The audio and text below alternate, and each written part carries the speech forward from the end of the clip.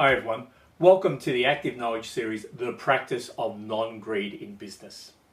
Today is the first of two introductory chapters, unpacking what non-greed in business means and why it's something you should consider adopting in your business, in your organization. And then after that, we'll begin to dig into the themes, the elements which underpin the practice of non-greed. So today there's three questions: what, why, and form. What do you mean by the practice of non-greed? Why is it something which is important to organizations and businesses? And what form or what shape are you talking about? What's this look like, almost? So they're the three things we're going to talk about today. The language of non-greed is a bit odd in business when you begin to think about it, because people would say, but what do you mean by non-greed? Businesses exist to profit. They shouldn't be greedy and take too much, but they do exist to profit. They try and make their profit greater each year, each quarter, in fact. So maybe there's an element of greed in there. Isn't there a bit of a conflict? And my first answer would be the practice of non-greed will actually deliver greater profits than otherwise you'll be able to gain. Non-greed is about performance. It's about bringing real potential to the forefront, the real capability which exists in your organization to the forefront. And if you do that, if you focus on that, if you make that happen, then the profits which you'll earn will be much greater. I think the other aspect of non-greed is there is a resurgence, is the word I would use, in communities around the world which are saying organizations, businesses are profiteering. They keep lifting their prices, they keep charging us more, they keep taking more money away from us. This is not right. And the other aspect which you've got kicking in there is the new generations of people coming into the workforce are saying, we're not particularly interested in how much profit you make. We're interested in what you pay us, but we're not particularly interested in you making more profit or contributing to you making more profit. We want something which is worthwhile, which we can invest ourselves in. The practice of non-greed will address both of those concerns, if they are a concern in your industry and your organization. It will give vocations, meaningful work for the people stepping into your organizations, work which they'll lean into quite heavily, and it will negate this language of profiteering, this sense of you're continuing to take more profits because you'll be earning those through the value you deliver. So the practice of non-greed is about performance. It's about bringing the real potential performance which exists in your organization to the forefront and applying that in the marketplace. It is of strategic importance, and it is a strategic capability that you should be leaning into quite heavily. But the old mind frames, the old managerial mind frames which exist in businesses tend to sort of squash this down and just want to lift up this language of profit all the time. Unfortunately, that continual focus on profit, profit, profit, profit reduces the likelihood of being able to earn greater profits. It does the opposite. So the practice of non-greed is about moving away from that and understanding how you actually bring the real capability of your business to the forefront. Anyway, we'll get into that a bit more. What, why, form are the three themes for today's first introductory session, chapter on the practice of non-greed in business.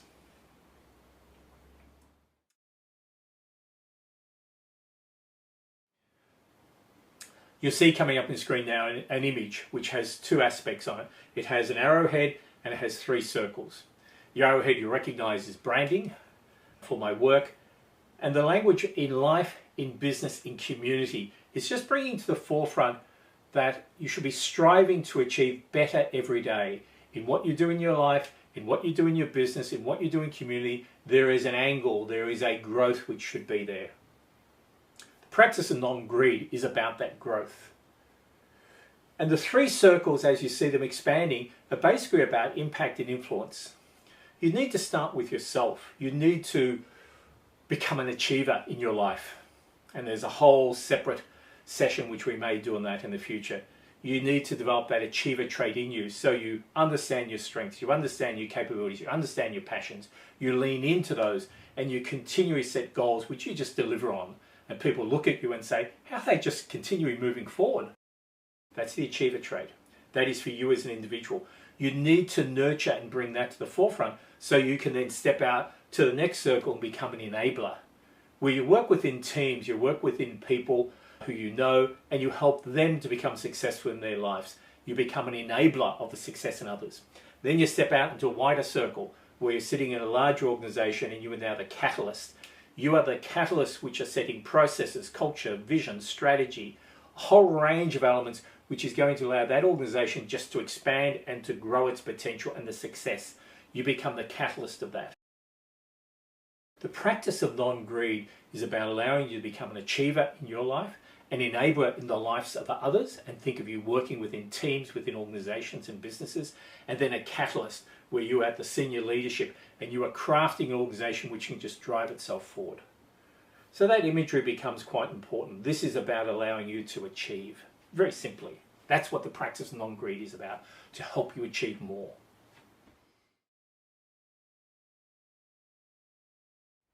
So why is the practice of non-greed important? Well, let's start by just talking about what greed is. Greed comes in many forms, shapes and sizes. But the one attribute which is common across all the forms and shapes and sizes of greed is that it stifles. It pushes down talent, contribution and potential, not only yourself but also everyone else around you who your greed touches. Greed is about gathering, it's about accumulating, it's about more and more, it's about more and more, it's about more and more. It's about your sense of what success looks like. It's about yourself. It's not about need, it's often about ego. Greed does not drive performance. Many people sense that the desire to become wealthier, to become more successful through wealth, is a sign which actually drives your potential to the forefront. No, what you'll find is that element of greed does the exact opposite. And again, we'll step into that a bit later. So greed, let's put that across to one side. Non-greed. Why is non-greed important? The practice of non-greed will deliver more to you than what the practice of greed will. I'll say that again. The practice of non-greed will deliver more. If you're in business and you're thinking about profit, it will deliver more profits than you otherwise would have gained. If your organization you're seeking to have impact, it will deliver a greater impact than you otherwise would have achieved. Businesses, organizations, teams, the practice of non-greed just lifts that potential to the forefront and allows it to be applied. It is about lifting that potential. You will achieve a new level of performance which you otherwise would never have attained. Probably can't even see or imagine. The reason why the practice of non-greed is important, because it's going to allow you to achieve a lot more quickly and on an enduring and compounding basis. Therefore, I would say it at least deserves your exploration.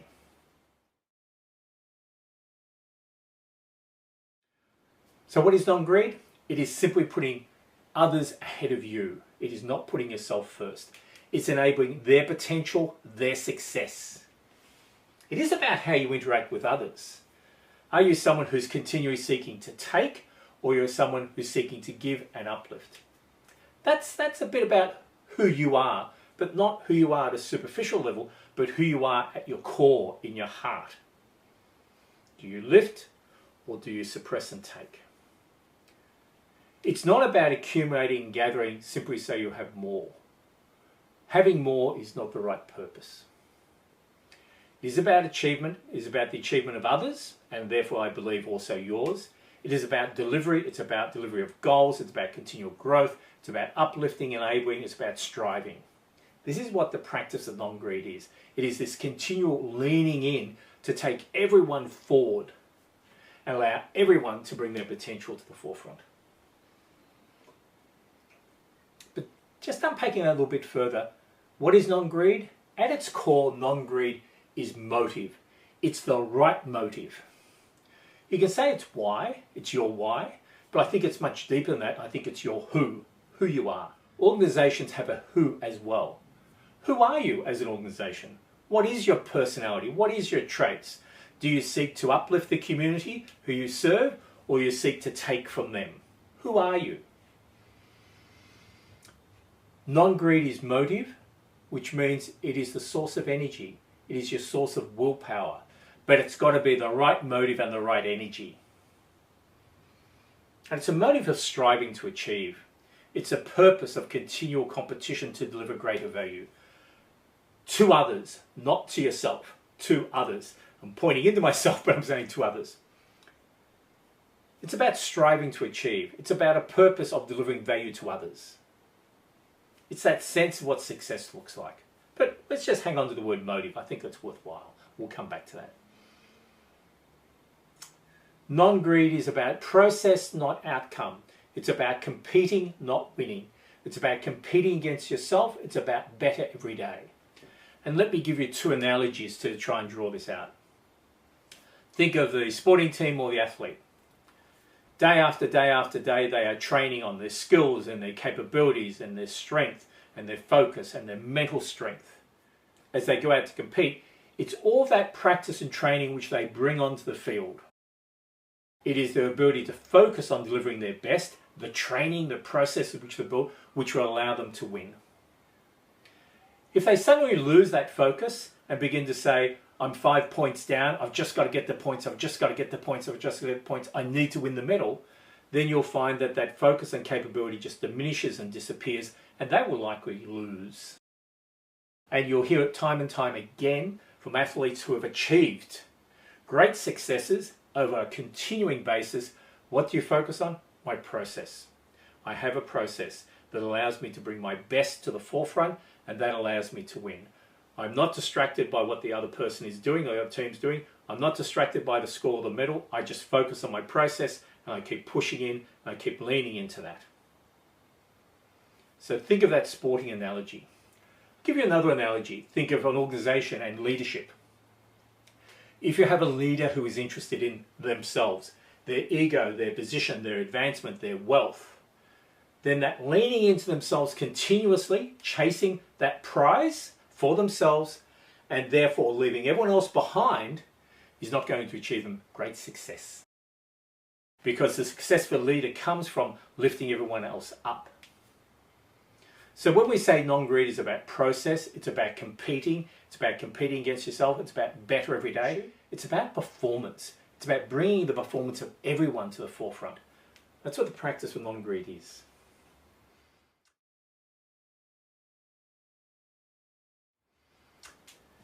The greatest fallacy of our time is that businesses exist to profit.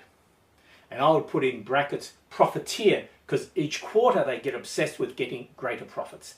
More this quarter, more this quarter, more this quarter.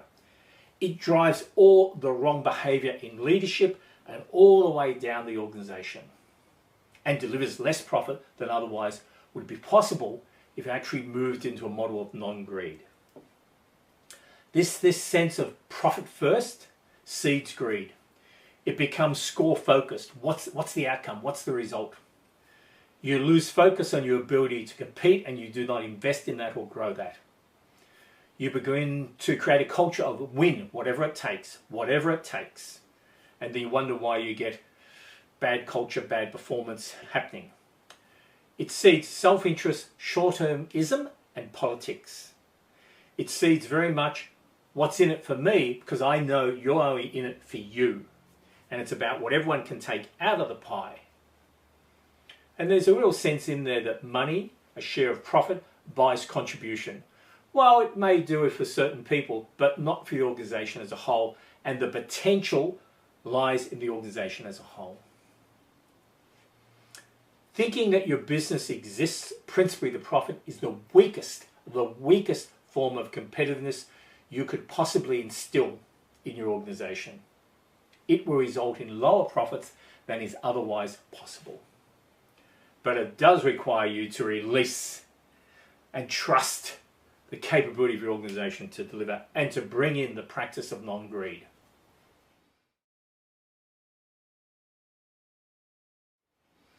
Let's just go back and talk about motive again. Motive is everything. It starts with motive, it ends with motive, and you set the motive. You as an individual, you as a leader, you as an organization set the motive. If you understand someone's motive, then you'll be able to assess their capacity, their capability, and their likelihood to succeed. In fact, you'll know the floor and the ceiling to their success if you understand their motive. There's right motives and there is a wrong motive. There are motives which will lift performance, and there's motives which will neutralize and disperse performance. You want to pick the right motive.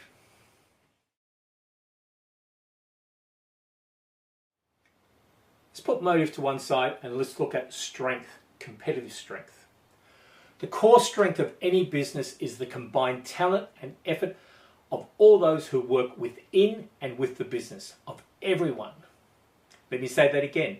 The combined talent and effort of everyone who works within and with the business, the organization, that is where your core strength lies. That is where potential lies. That is where participation lies. That is where contribution lies.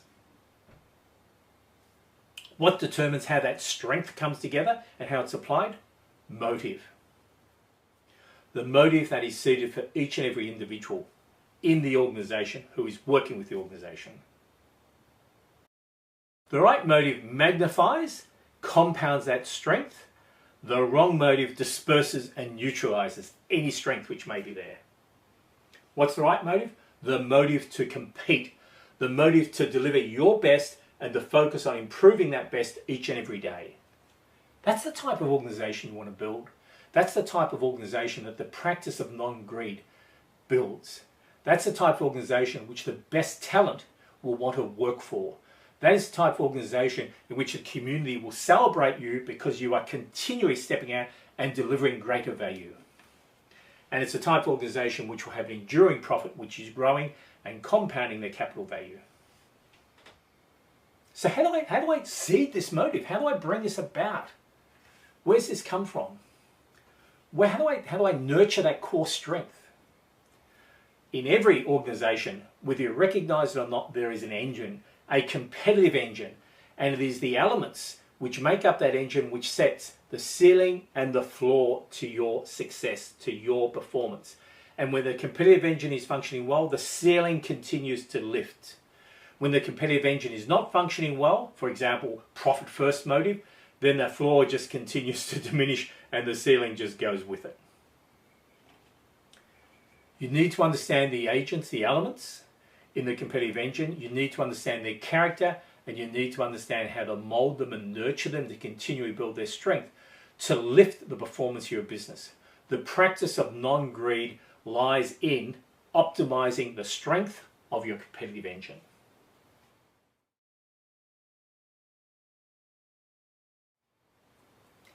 So coming up on the screen now is a model of the competitive engine, a simple model.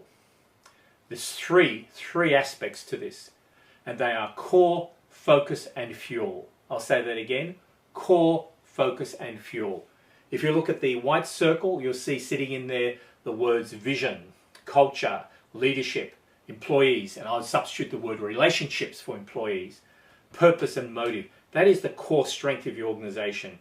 You then come into this area of focus, which is customer focus, value you seek to deliver, the capability to do it, which really sets your strategy. And then as you lean forward into that, you've got the fuel. The fuel is the rewards I offer and the barriers which I create to stop people reaping those rewards. And rewards are not just about money. Money is probably the minor part of the reward structure. And you look at that and say, well, yeah, okay, look, I know what leadership's about. We have a vision. Yeah, we talk about culture. We have a customer focus. And what I would say is, you know the words, but you do not understand the right character of each of these elements and how they come together to form the competitive engine. And it's understanding the right character which becomes quite important. Because the character of most of those elements at the present time is guided by profit first. And that is the wrong character, and it drives the wrong motive, which doesn't bring together the strength within the organization. It, in actual fact, disperses and neutralises it. Practice of non-greed in business is about bringing, again, that potential to the forefront. So I would say the way you think about these agents, these elements, we need to reset that. It is the character of these elements which becomes important, and setting them in a nature and a character which uplifts the competitive engine, which powers the competitive engine, which is the practice of non-greed.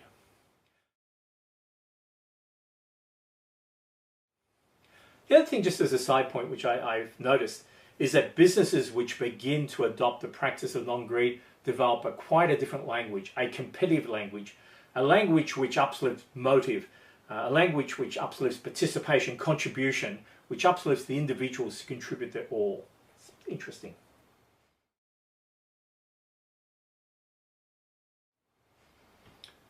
So what's non-greed and what is the practice of non-greed?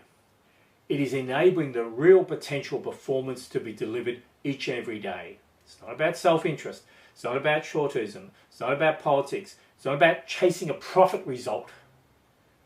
It's about every person within and with that business working at their best and growing that best. It's about leadership, the organization being a catalyst for performance. It's about winning by being better every day. It's about delivering greater value every day. And it's about learning to say no to greed in all its forms. The practice of non-greed.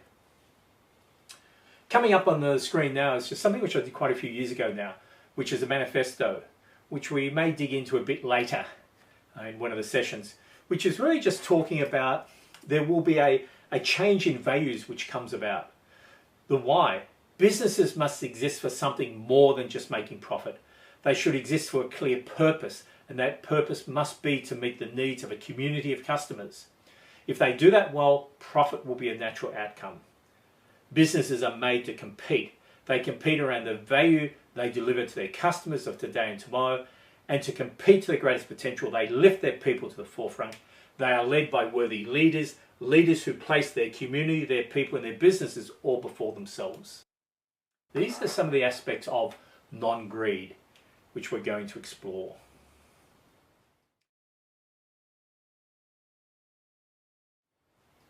So today is the start of this journey of exploring non-greed. This is just the opening discussion about it. In the second introductory chapter, we're going to pull the competitive engine apart and just look at these elements and begin to talk about their right character. From that, we're then going to dig into each one of them and begin to explore this context of right character and help you understand what does it mean and how you actually bring it about and apply it. We're going to help you build your competitive engine within your organization. The practice of non-greed is about allowing the potential within your organization to drive its performance by lifting to the forefront.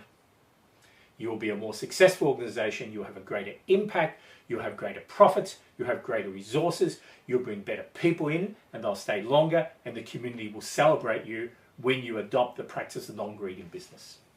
They are the results which I believe will come if you begin to explore and adopt this approach to managing and running and instilling this in your business. So thank you for being with me today and just listening to this brief introduction. You'll see on some of the slides coming up some resources which you can tap into as we begin to explore the practice of non-greed in business. Again, thank you for your time. Thank you for your contribution by listening. Be well. Hi everyone, it's Sally here. I work with Richard. You will see coming up on the next 3 slides. Firstly, a URL link if you are interested in purchasing Richard's guide to the competitive engine, titled Compete, which is a 274-page full-color guide in either printed or a digital PDF format, or both if you wish. Secondly, a URL link to Richard's library of some 500 articles on the various elements of the competitive engine and more that you can access freely. And thirdly, there is an email address for any questions you may have. These are great resources, and I commend them to you. Thanks everyone for joining us today, and I hope to see you again soon.